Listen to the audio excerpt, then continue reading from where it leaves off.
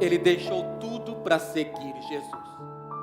Era um cobrador de impostos, um publicano, vendido para o Império Romano. Este homem então percebe que havia algo de diferente naquele que o povo estava dizendo para ele: Mateus, vem e segue-me. Naquela hora, deixou tudo para seguir Jesus.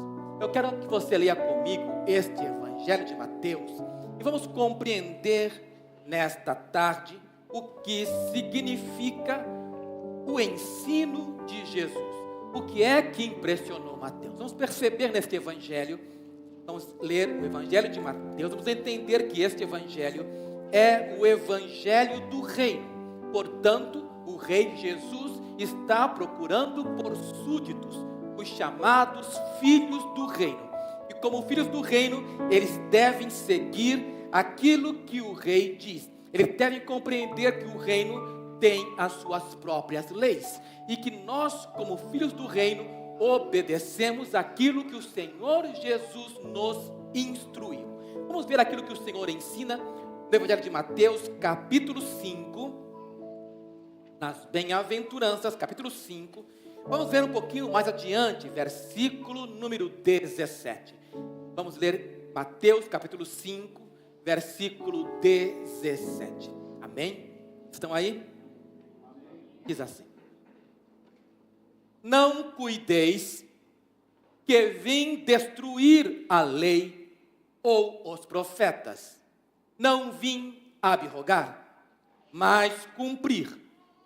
Porque em verdade vos digo que, até que o céu e a terra passem, nem um jota ou um tio se omitirá da lei, sem que tudo seja cumprido. Qualquer, pois, que violar um desses mais pequenos mandamentos, um desses menores mandamentos, e assim ensinar aos homens, será chamado o menor no reino dos céus. Aquele, porém, que os cumprir e ensinar, será chamado grande no reino dos céus. Porque vos digo que se a vossa justiça não exceder a dos escribas e fariseus, de modo nenhum entrareis no reino dos céus. Pai, muito obrigado, Senhor, por tua palavra. Meu Deus, eu quero rogar ao Senhor que mais uma vez tua misericórdia seja conosco e que o Senhor, meu Deus, nos instrua, Pai. Dá-nos, Senhor, meu Deus, ó Pai, a capacitação do alto. Eu rogo em nome de Jesus. Amém, amém. Vamos assentar e vamos entender o que o Senhor está dizendo neste texto sagrado. Glórias a Deus. O ensino de Jesus sobre o perdão. Este é o título de nossa mensagem desta tarde. O ensino de Jesus sobre o perdão. Você sabe que nesse texto o Senhor está dizendo bem claro para nós que Ele não veio destruir a lei. Ele não veio abrogar, ou abolir, ou anular, ou simplesmente acabar com a lei. Não, Ele não veio para isso. Ele veio para cumprir.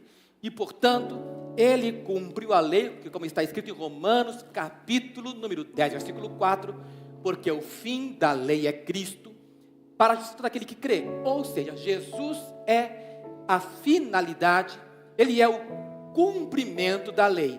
Em Jesus, a lei se cumpriu. Portanto, quando Ele vem declarando, Ele vem expondo a lei de Moisés e declarando qual é o seu real sentido para nós somos filhos do reino.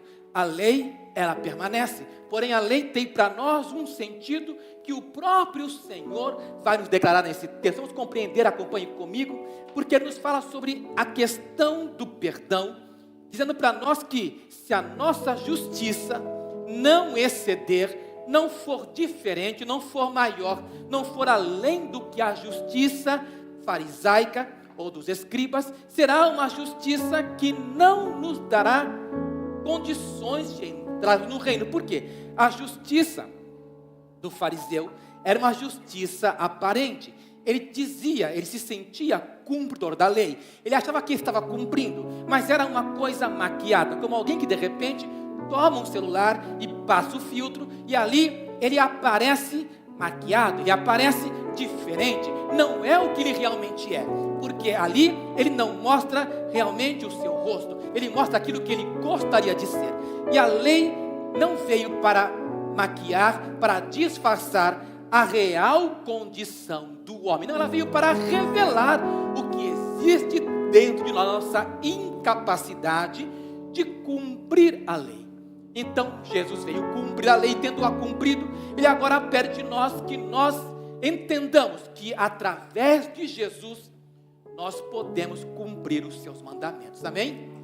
Vamos entender. Em primeiro lugar, vamos compreender que o perdão tem a sua realização na prática religiosa. Vamos compreender isso. Vamos ver Mateus capítulo 5, versículo 21. Ele está explicando aqui. Ouviste o que foi dito aos antigos na lei: não matarás. Então você sabe que segundo a lei, o sexto mandamento no decálogo é: não matarás. E o Senhor nos dá a interpretação dizendo assim, versículo seguinte: eu porém vos digo que qualquer que sem motivo se encolerizar contra o seu irmão será réu de juízo, e qualquer que disser a seu irmão raca ou tolo será réu do sinédrio, e qualquer que lhe disser louco será réu do fogo do inferno. Aqui vemos que o Senhor parece muito mais duro, porque está dizendo para nós que não é simplesmente quando você concretiza, quando você consuma o ato assassinando alguém, que você se torna réu. Não, diz que existe um princípio volitivo, existe uma força motriz que move o coração dos homens, chamada pecado. E essa força, ela começa não na finalização, no assassinato, mas ela começa no coração do homem, quando o homem traz consigo a cólera sem motivo. Então ele começa a nos falar que, de repente, essa força maligna pode ser capaz de destruir relacionamentos, é capaz dessa força destruidora chamada raiva, ódio no coração, pode destruir muita coisa, culminando até em morte física. Então o Senhor vai dizer para nós que qualquer um que no seu coração se encolerizar contra o seu irmão, já se torna um réu do juízo. Ele fala para nós, irmãos, que esta cólera se manifesta às vezes numa simples expressão, como no hebraico haka, como no japonês baka, ao chamar alguém simplesmente no seu coração de uma forma que você o ofenda. Saiba, você se tornou réu de juízo.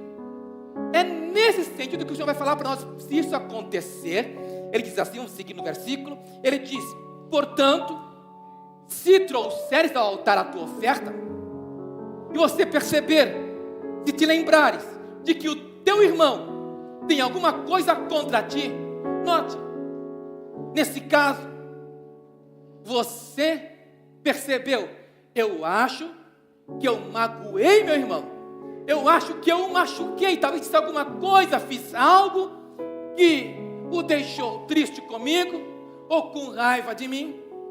Então você sabe, se te lembrares que seu irmão tem alguma coisa contra ti, se ele se sentiu ofendido, você deve fazer o seguinte: não traga a sua oferta, não adianta atitudes religiosas, práticas ou ritos, porque isso, irmãos, não nos torna aceitáveis diante de Deus. O que nos torna aceitos é a única coisa que o Senhor nos conclama a realizar: o perdão. Portanto, o perdão no ensino de Jesus é algo básico, fundamental, porque é no perdão que nós expressamos a reconciliação. Então veja, o Senhor diz para nós assim: vai primeiro, deixa ali. Ele diz para você, não é para você colocar a oferta no bolso, ir para casa e gastar, não, ele diz, não, deixa ali a tua oferta, deixa ali, vai primeiro conversar, reconciliar com o teu irmão. Depois você vem e apresenta a sua oferta. Então ele pede para nós deixemos em stand-by o que estamos fazendo, que nós paralisemos aquilo que nós congelemos, aquilo que nós achamos que é aceitável para Deus, e que nós vivamos a prática do perdão. Perdão é a essência do cristianismo. Perdão é verdade na prática. Então vamos perceber que o Senhor nos fala no seu ensino que melhor do que o rito é a prática do perdão. Caminhemos com o Senhor. Vamos entender que o Senhor diz assim: reconcilia depressa com o teu irmão e depois dá a tua oferta. Por quê? Por quê? Concilia-te depressa, versículo 25, com o teu adversário, enquanto estás no caminho com ele, para que não aconteça que o adversário te entregue ao juiz, e o juiz te entregue ao oficial, e te encerrem na prisão. O Senhor trata o perdão da mesma forma como um processo judicial. Ele diz para nós: se você foi denunciado, se você foi processado no mundo espiritual, você tem que entender que você tem que se reconciliar com o adversário antes que ele te abra ao juiz, e o juiz determine a sentença, porque virá o oficial de justiça e vai colocá-lo em uma prisão. E a prisão emocional, a prisão espiritual, é uma realidade, irmãos, que eu tenho visto na vida de muita gente. Gente que não consegue se mover, que não consegue sair do lugar de imaturidade emocional ou espiritual, simplesmente porque é incapaz de entender a importância do perdão. O Senhor diz para nós, irmãos, que nós temos que sair da prisão espiritual. Eu me lembro da certa vez que estava evangelizando, era bem jovem, e chegamos a uma casa, batemos palma, e ali nós entramos. Havia uma senhora ali, era uma mulher que era cega. Nós chegamos naquela casa, nós dissemos: podemos orar pela senhora? Disse: sim, pode. E nós começamos a orar por ela, e foi algo que eu nunca vi outra vez na minha vida. Foi uma única vez que eu vi isso. Quando nós começamos a orar por ela, o olho dela, que era um olho todo sem a pupila, de repente o olho dela, o globo ocular virou, e eu começamos a ver que ela enxergava. Ela estava enxergando, seus olhos estavam normais, mas não era ela falando. Havia uma entidade, havia um ser dentro dela que disse: o que vocês vieram fazer aqui? Ela é minha. Nós começamos a aprender que você vai sair, eu saio, mas eu volto. E nós perguntamos: por que você não vai voltar? Por que você vai voltar? Diz: eu volto, porque ela me deseja, porque ela não perdoa. Naquele momento, continuamos a orar, o olho dela voltou ao estado original, ela voltou a ficar cega, e nós saímos dali, preocupados. Aquela mulher permaneceu cega, aquela mulher permaneceu no seu estado de endemoniamento, por causa da falta de perdão. Perdão, irmãos, é uma coisa muito séria no reino espiritual. Você vai perceber hoje aqui porque esse assunto é tão importante no ensino de Jesus. Vamos adiante. Quero que você perceba em Mateus capítulo 6, na sequência, Mateus 6, o Senhor nos ensina o perdão na oração dominical, ou a oração do Pai Nosso. Vou dizer para nós, você conhece de cor. Você sabe: Pai Nosso que estás nos céus. Mateus 6, versículo número 9. Portanto, vós orareis assim: Pai Nosso que estás nos céus, santificado seja o teu nome. Venha o teu reino, seja feita a tua vontade, assim na terra como no céu.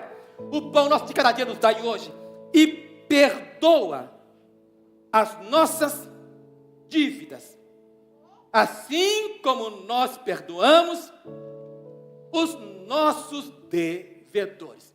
Se você foi católico, você sabe que a oração do Pai Nosso tem a sua versão que diz: perdoai as nossas ofensas, assim como nós perdoamos aqueles que nos têm ofendido. Na versão protestante, não é ofensa, é dívida. Quando nós não perdoamos, nós ficamos com uma dívida pendente. E essa dívida, irmãos, enquanto não for paga, nós entramos num processo de perdas. Então é necessário ter sabedoria e entender, irmãos, que a ofensa é algo que traz ao coração do ofendido algo que ele sabe que nós tiramos dele e que ele exige compensação. Você sabe, por exemplo, eu me lembro uma certa vez que estava saindo da oração da manhã, era um outro local aqui mesmo, no Japão, em Toyota, e estava saindo da oração de manhã, todo dia pela manhãzinha eu ia orar, e eu saí dali daquela igreja, não havia visão para sair, era um caminho bem estreito com o carro, e quando eu saí, havia uma outra rua paralela, que descia, era alta e descia, e quando eu fui sair, olhei para a esquerda, olhei para a direita, vi que não havia nada, quando eu fui sair, de repente uma bicicleta, não sei, desceu daquele barranco, veio com velocidade, bateu no meu carro, a bicicleta caiu por cima do carro, eu tentei entrar, entrei na contramão, parei o carro, o rapaz caiu de pé, não aconteceu nada com ele, mas a bicicleta destruiu todo o meu carro. Bicicleta ilesa, rapaz ileso, e eu com o meu carro destruído, de repente uma mulher vem para, o que você fez com ele? Não chama a polícia agora, chama o seu pai aí. E eu fiquei sem saber o que fazer. Naquele momento, tudo bem, chama o pai do menino. Então o pai veio. E eu falei, não fui eu que bati nele. Ele bateu na roda do meu carro quando eu ia sair. Olha o estado do meu carro. O pai falou, não, tudo bem. Então, vou fazer o seguinte. Como a bicicleta dava para ele, falei, tudo bem, nós saímos. Fui até o banco. Tirei um dinheiro suado. E paguei a bicicleta mais cara de toda a minha vida. Porque o rapaz foi lá e escolheu a melhor bicicleta para ele. Mas eu saí aliviado porque não teve polícia. Eu compensei algo que, embora eu sabia que a culpa não era minha, eu sabia que tinha que compensar. Você entende? Enquanto nós não compensamos, enquanto nós não pagamos a ofensa, nós vamos ficar atribulados, aprisionados. E o Senhor não quer isso nem para você, nem para mim. Porque o Senhor diz para nós, perdoa, ou nós falamos para o Senhor, melhor dizendo, nós oramos, Senhor, perdoa as minhas ofensas, assim como eu perdoo, do mesmo modo como eu perdoo. Ouça, se eu não perdoo, Deus também não vai me perdoar. Olha que coisa séria.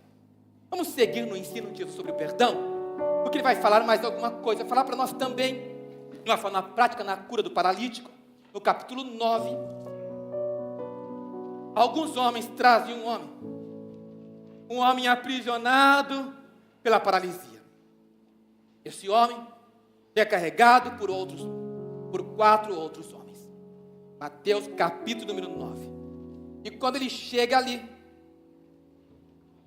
o Senhor olha para o homem e diz, filho, os teus pecados são perdoados.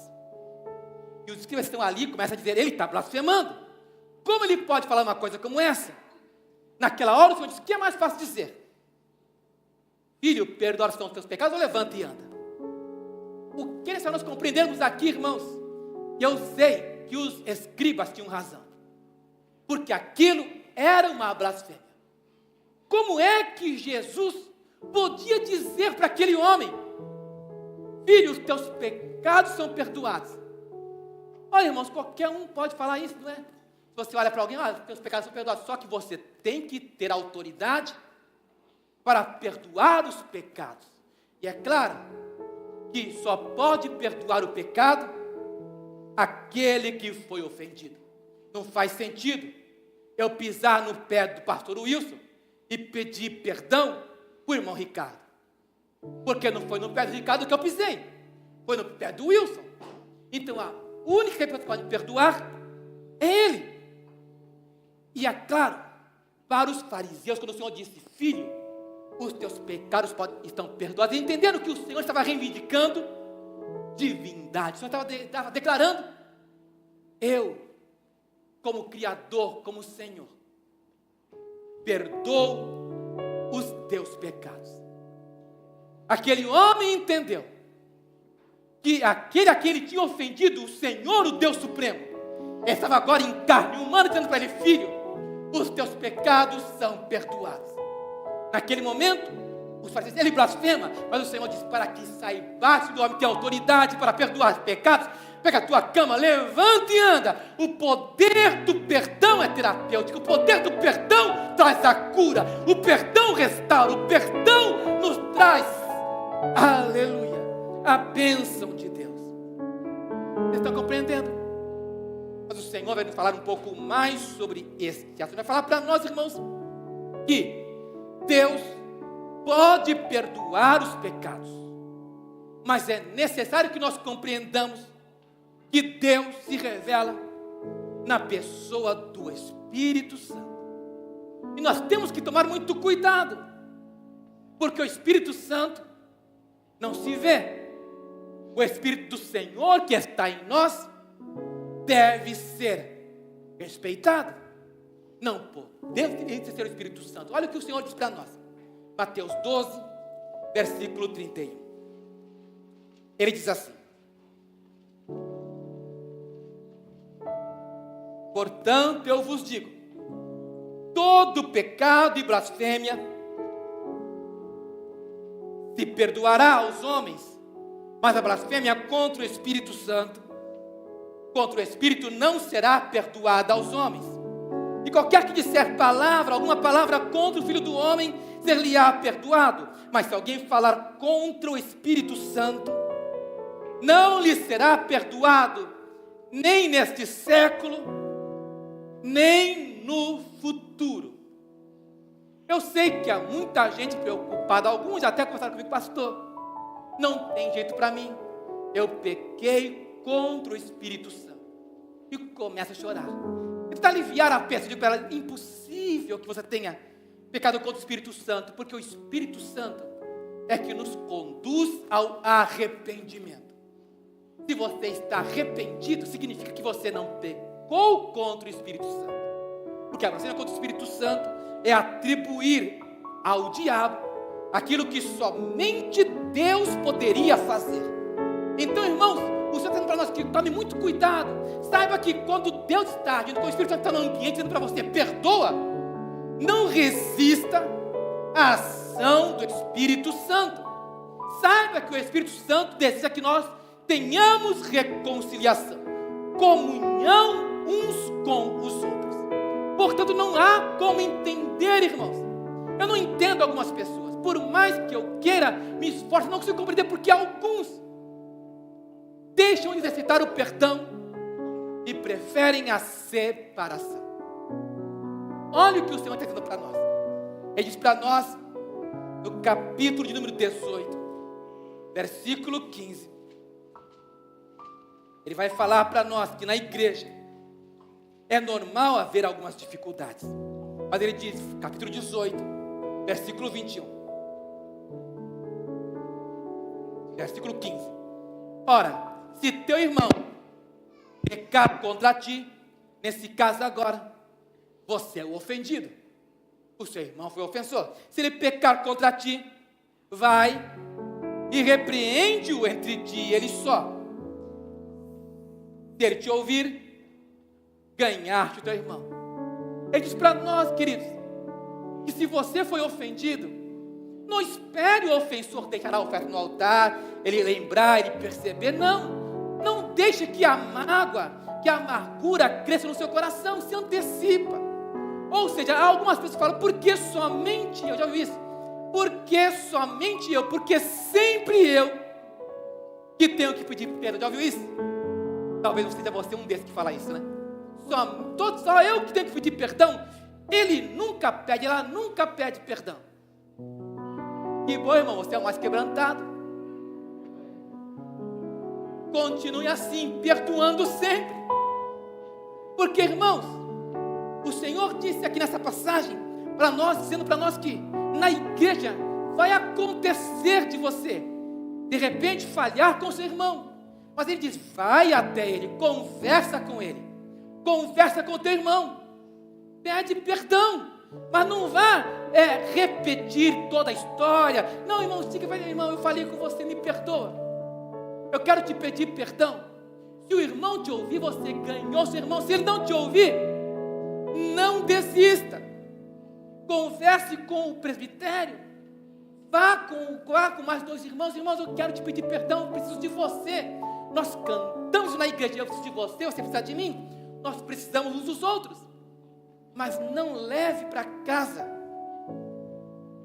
o ódio, o rancor, a vingança, pior, a frieza, a indiferença, que é sinal de morte no seu coração. Eu me lembro da minha querida mãe. Minha mãe, não crente, era uma pessoa muito caridosa. Era uma pessoa que ela tirava a roupa do corpo para dar para alguém. Ela recolhia pessoas da rua e colocava em casa. Era uma pessoa muito amorosa. Porém, se alguém a magoasse, ela dizia, para mim, essa pessoa morreu. E ela fazia até o funeral da pessoa. Ela nunca mais, me lembro de uma vizinha na frente de casa, que fofocou da minha mãe, e falou, essa mulher para mim morreu.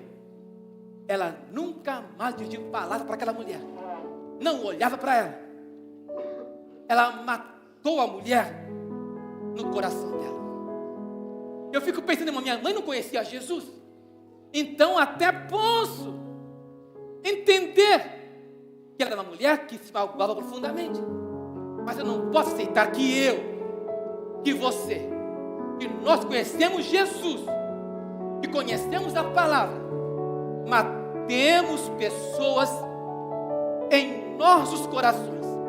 Há pessoas da igreja, irmãos, que querem ver o outro morto, não permitem que o outro cresça, não querem que o outro se expresse.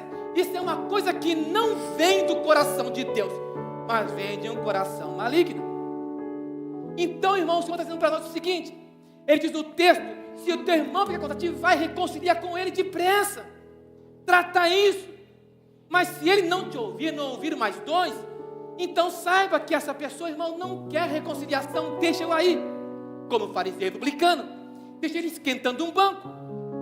Mas você trate de perdoar. Saiba que você ama o Senhor e segue os princípios do reino, amém? Olha o que o Senhor diz para nós. Vamos continuar. Versículo 21. Quando Pedro ouviu isso, Pedro ficou assustado. Espera aí. Aí Pedro falou para o Senhor, Senhor, vamos ver um pouquinho antes. Lá em Lucas 17, saindo de Mateus, Lucas 17, versículo 3. Você vai ver que o Senhor falou assim, olhai por vós mesmos, e se teu irmão pecar contra ti, repreende-o, se ele se arrepender, faz o quê? Perdoa. E se pecar contra ti, quantas vezes? O que você faz? Se ele 7 vezes no dia vier para você, 7 vezes pequei contra ti, arrependo-me, você faz o quê? Pedro ouviu isso. Então, em Mateus capítulo número 18, Pedro agora olha para o Senhor, versículo 21, e fala assim, Senhor, até quantas vezes eu tenho que perdoar meu irmão? 7 vezes ele aprendeu de Jesus. 7 vezes. Aí o Senhor trata de melhorar a situação. Eu disse, Pedro, eu falei 7 vezes ao dia. Mas teu irmão no dia seguinte pecar de novo. E na semana ele pecar 7 vezes cada 7 dias. E se no ano inteiro ele perdoar, eu quero dizer, Pedro, não são 7 vezes. Assim, Jesus diz, não te digo que são 7, até 7, mas até... Quem é bom de equação matemática? Aritmética. Está dizendo para nós de uma forma muito clara para nós, irmãos. 490 vezes você tem que perdoar ao dia. Então, está dizendo para nós o seguinte, tenha sempre a disposição de perdoar. O Senhor está dizendo para nós, não é que você não vai falhar tanto com você, não, é que você tem que ter um coração sempre predisposto a perdoar. Sabe por quê? Porque a lei presumiu o seguinte, Levítico 19, versículo de número 16. A lei de Moisés dizia assim, Levítico 10, 16. Não andarás como mexeriqueiro. Para quem não conhece, para quem não visita o Brasil há muito tempo atrás, mexeriqueiro não é o que vem de mexerica. Mexeriqueiro é aquele que aumenta o tamanho da mexerica ou esconde a mexerica. É aquele que fofoca, o fofoqueiro. Ele diz para nós, não andarás como o quê? Mexeriqueiro, fofoqueiro, entre o teu povo. Não te porás contra o sangue do teu próximo. Eu sou o Senhor. Então o Senhor está dizendo para nós nesse texto, olha, cuidado, ao invés de fofocar, perdoa. Não aborrecerás a teu irmão no teu coração, não deixarás de repreender o teu próximo, e dele não sofrerás pecado, não te vingarás, nem guardarás o quê? Ira contra os filhos do teu povo, mas amarás o teu próximo como a ti mesmo. Eu sou o Senhor.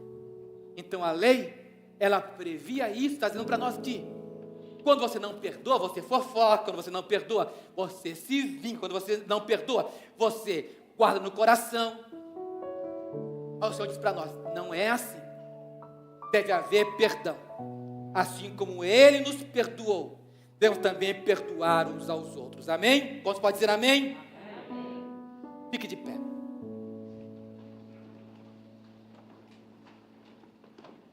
Quando Pedro ouviu o Senhor dizer 70 vezes 7, naquele momento o Senhor tinha que esclarecer para Pedro. Disse Pedro, um homem tinha 2 servos. Esses servos chegaram, ele foi prestar contas. Aquele servo chegou para ele, Senhor, estou devendo tanto. Eram milhões que ele devia, mas ele não podia pagar, não havia como pagar. Então o Senhor perdoou toda aquela dívida. E aquele servo dizendo para o Senhor, disse assim, Senhor, seja generoso comigo e tudo te pagarei. Ele achava que ele com o seu esforço poderia retribuir.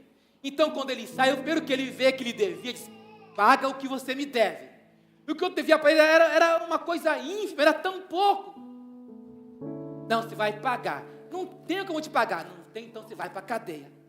E colocou o homem na prisão. Os outros, quando viram aquilo, eles ficaram indignados, foram falar para o senhor dele, olha, o Senhor o perdoou, mas ele não perdoou. O Senhor perdoou tanto, ele não perdoou uma bagatela. Naquele momento, o Senhor daquele homem o chamou e disse, eu te perdoei toda aquela dívida. Tu não deveria também fazer igualmente o mesmo? Por causa disso, seja entregue aos atormentadores. Irás à prisão, não sairás dali até que pagues o último centavo. Aí eu percebo que aquela senhora cega permaneceu cega, e as pessoas continuam em prisões porque não se dispõem a perdoar. Não é uma questão de temperamento, não. Não é uma questão de saber mais ou menos, é uma questão de decisão. Nós temos que entender que perdão não é um sentimento. Irmãos, perdão é a vontade soberana de Deus para a sua igreja. Vladimir, 31 de outubro de 1985. Eu estava em casa, voltando da igreja, quando de repente apareceu a notícia do jornal. Vladimir tinha saído do trabalho dele, indo depressa para a casa dele, como eu estava indo na minha. Foi almoçar, pegou o prato de comida que a esposa deixou lá com um bilhetinho. Amor, fui ao banco e volto já. Então ele de repente está com o prato de comida na mão, olhando para a televisão, quando de repente aparece uma notícia ali no jornal. Assalto a banco. Uma mulher foi alvejada com uma criança de colo. E quando disseram o nome da mulher e da criança, ele teve um choque. É a minha esposa. A criança chorou durante o assalto, por causa da tensão que estava ali. O bandido pegou, para agora, eu vou matar, faça a criança parar. A mãe não conseguia fazer a criança parar, uma criança de 6 meses de idade, um bebezinho. Deu um tiro na cabeça da criança, atravessou a mãe. E aquele homem, agora desesperado, corre para o banco. Chegando ali estão os repórteres. Ele é um crente. Diz para ele: o que é que você diz dessa situação? Disse: essas pessoas fazem isso porque não tem Cristo no coração. Mas eu quero dizer, isso me dói muito, mas eu perdoo você que tirou a minha alegria. Eu perdoo você que matou minha esposa e meu filho, e quero dizer que em Cristo ainda vou ver você como meu irmão. O Brasil inteiro noticiou isso. Muitos foram contra o Vladimir, mas muitos outros entenderam que a mensagem de Cristo é perdão, independente do nível ou intensidade da afronta. O Senhor pede de nós, irmãos, que nós sejamos crentes de verdade. Ele pede de nós que nós aprendamos a perdoar, porque é só perdoando que somos perdoados. Feche os seus olhos. Deus Pai, muito obrigado por esta tarde. Senhor, nós te louvamos, meu Deus, pelo ensino do nosso Senhor. Nós reconhecemos Jesus como nosso Senhor e Rei. Pai, nós aceitamos, meu Deus, a Tua palavra. E te pedimos, Senhor, que Ele vive e se expresse através de nós. Meu Deus, dá-nos um coração quebrantado, porque só os limpos de coração verão a Deus. Pai, se temos alguma coisa contra alguém, nós te pedimos, Pai, se alguém tem alguma coisa contra nós, Senhor, nos ensina, Pai, a perdoar e nos dá, Senhor, a liberdade de sermos perdoados. Pai, perdoa as nossas dívidas, assim como nós perdoamos aqueles que nos têm devido ou ofendido. Pai, em nome de Jesus, Senhor, trabalhe em nossos corações. Eu rogo, meu Deus, perdoa-nos, como o Senhor tem dito. E nós entendemos que na cruz o Senhor expressou: perdoa-lhes, Pai, porque eles não sabem o que fazem. Meu Deus, nós te pedimos, Pai, nos ensina o perdão, em nome de Jesus. Amém e amém. Que Deus te abençoe em nome de Jesus. Você pode se assentar glorificando a Deus.